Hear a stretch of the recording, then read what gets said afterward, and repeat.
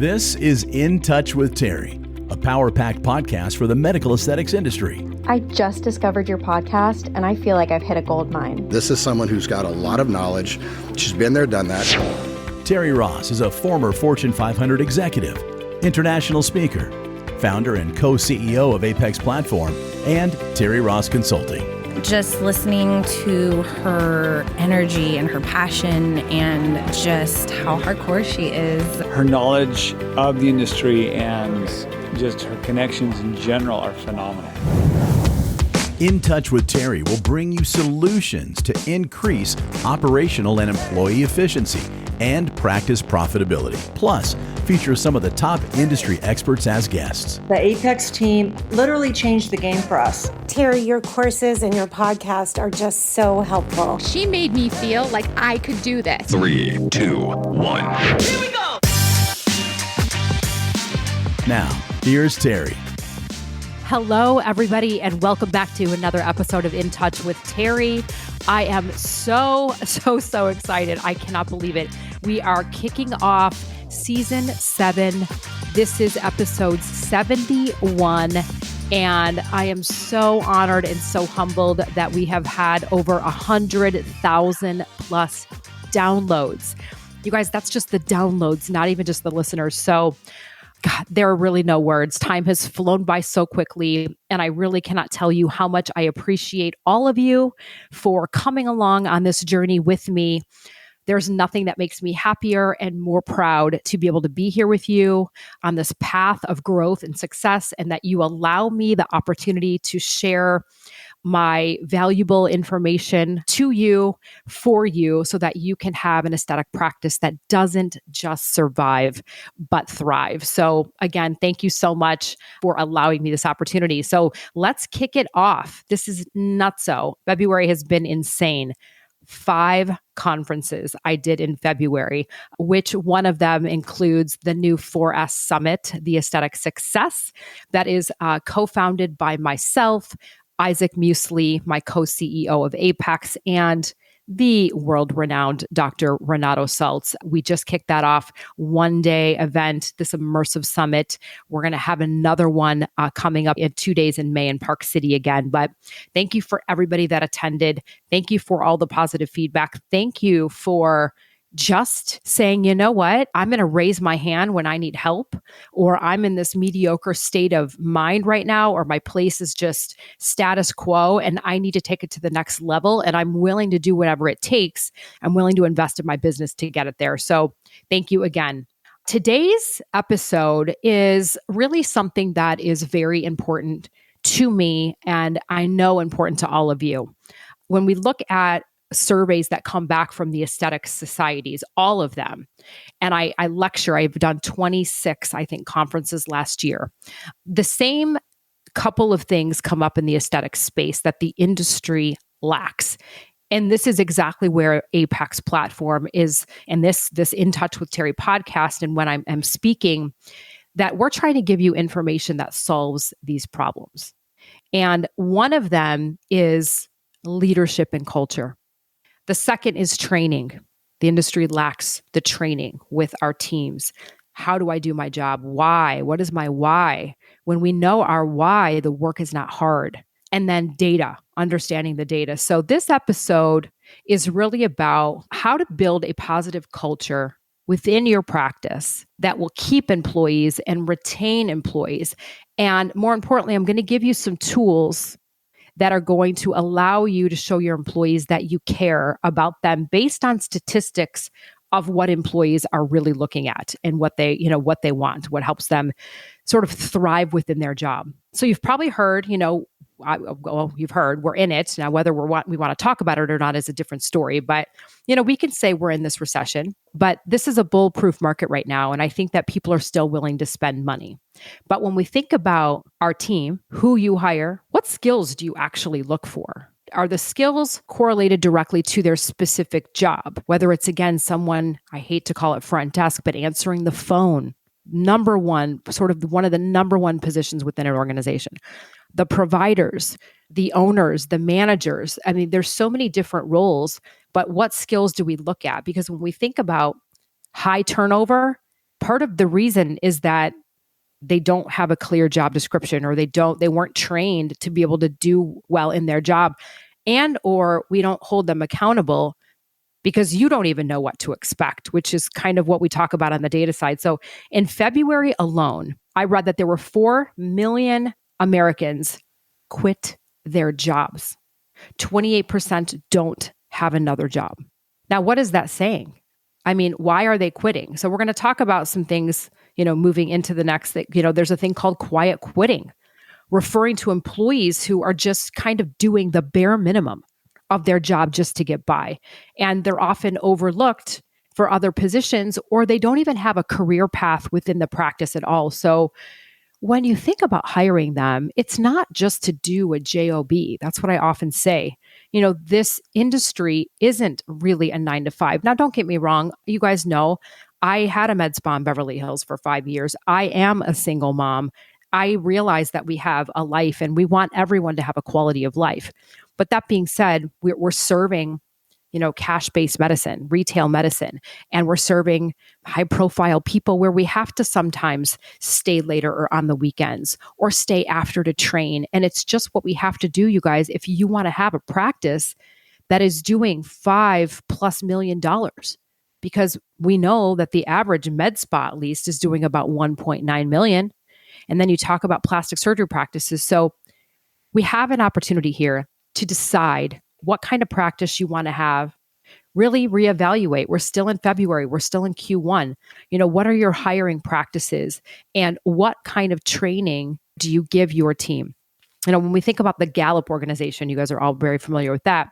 Businesses that have high employment platform, really, again, looking at the overall business, companies that put their teams through giving them the nurturing, the empathy, the training are 21% more profitable, and they have 41% less absenteeism. So, businesses that thrive on this corporate culture, they're doing 4 or 5x their revenue. So you guys always know me. It's always a hell yes. Is it a hell yes? You ask yourself, do you want that?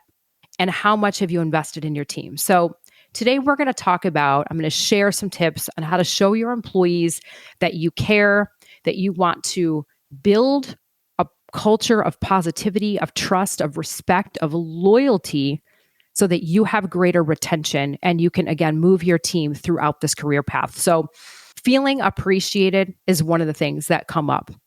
Often teams don't feel appreciated, and that can come in multiple forms, various forms. It's not just simply about the money. For others, maybe it's a pat on the back that they're doing a good job. Maybe it's a promotion. For some, it might just be an occasional gift card or time off, or they're getting free services. But we want others to feel a level of compassion and feeling appreciated for their job. If you're a practice manager or an owner, it's also just not a one size fits all for your team. And people struggle and people want different things. So I think really taking an opportunity to sit down with your teams, have a conversation, ask them, what motivates you? What are you driven by? How do you like to be worked with? Share your leadership style and so that you guys can be on the same page with communication. Employees are they're people too.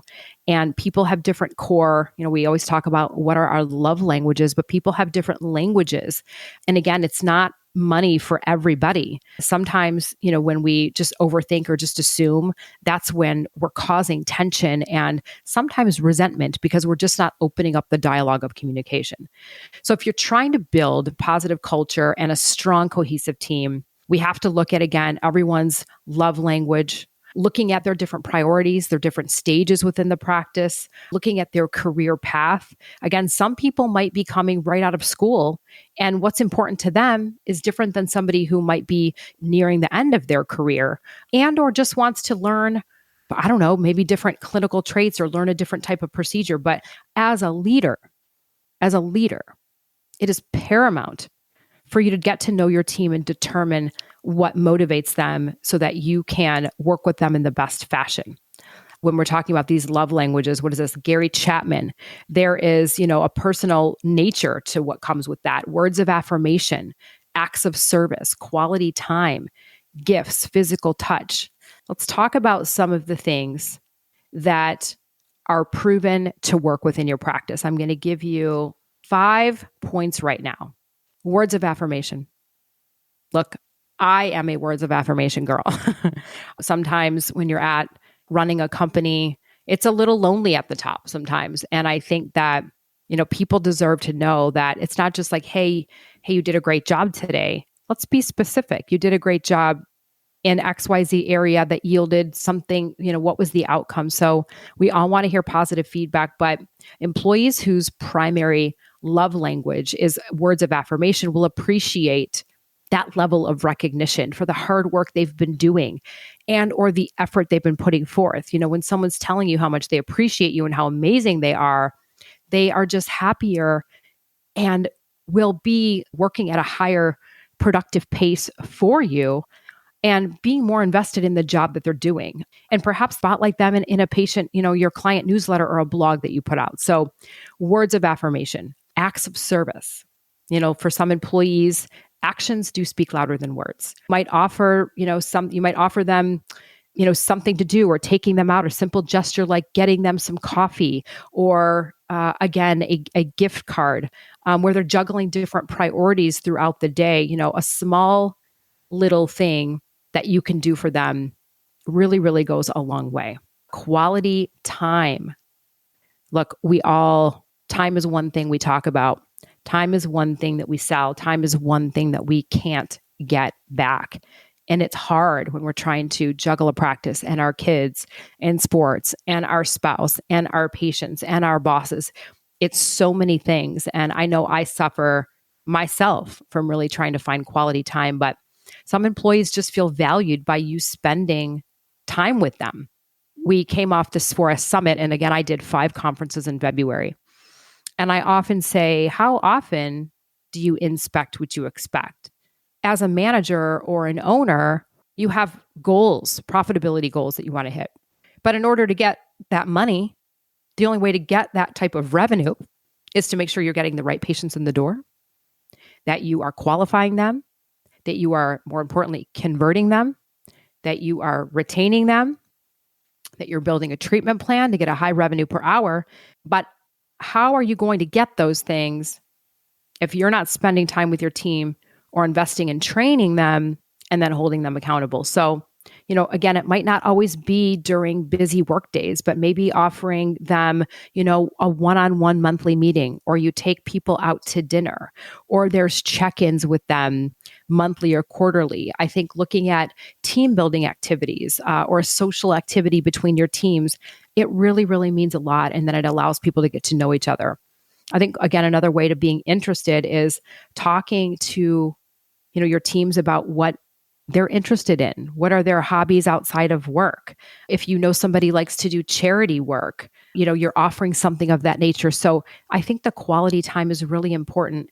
And I have to take these same things that I'm sharing with you and incorporate them in my own career as well, to make sure that your team knows that as a leader, you are there for them, which allows an openness of trust and communication. Gifts. Gosh, who doesn't love gifts? We all love gifts. But some employees value material things as a reward for a job well done. And these people are more motivated by incentive programs, whether it's lunches, a contest, a gift card, a birthday gift, a promotional item. So it doesn't have to be extravagant. But I think this is unique because there's a different mindset when you are working with people motivated by money. And it's not doing the wrong thing, right? Meaning, you're talking to a patient or you're selling them on something because you're going to earn more commission, which in most places you can't even do that, by the way. But I think it's more importantly of, the team members that are like, oh my God, we want to, or as a goal of a company, we want to sell this many halos this month or whatever it is, right?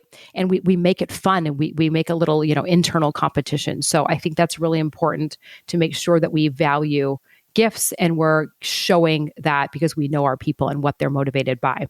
And then last, physical touch.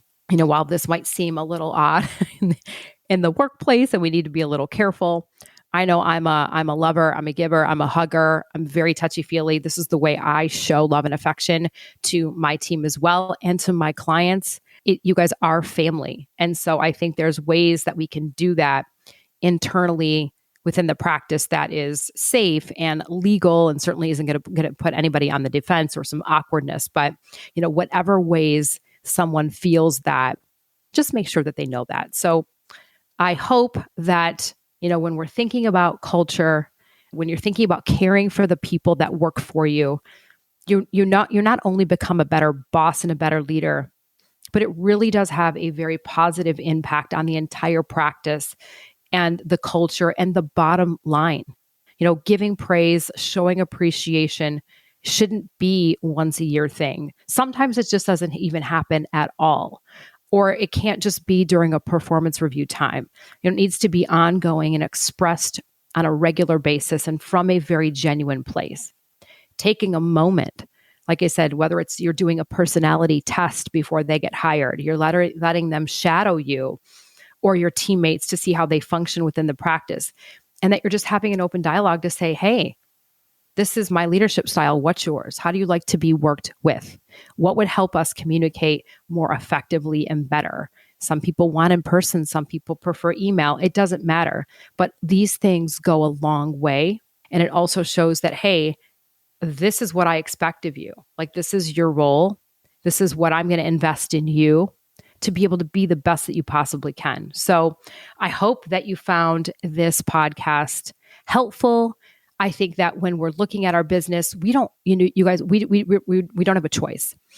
This is one of the most critical things if you want to hire good people, retain good people, and have them not only just work for you, but they're helping to contribute in such a greater method than, again, just having a job. And we talked about some of those statistics. People will, you will 4 or 5x your revenue when you have a team committed to you. So I always invite you, if you loved this episode or any of my episodes, to please leave a review for me. That would be so amazing. It helps other people as well in your shoes. So thank you so much. Can't wait to see you guys on the next episode of In Touch with Terri. I'll see you guys soon. Ciao. Thanks for listening to In Touch with Terri. We invite you to schedule a discovery call with our Apex team. The link to apexplatform.com can be found in the show notes. Thanks again for listening, and we'll see you on the next episode of In Touch with Terri.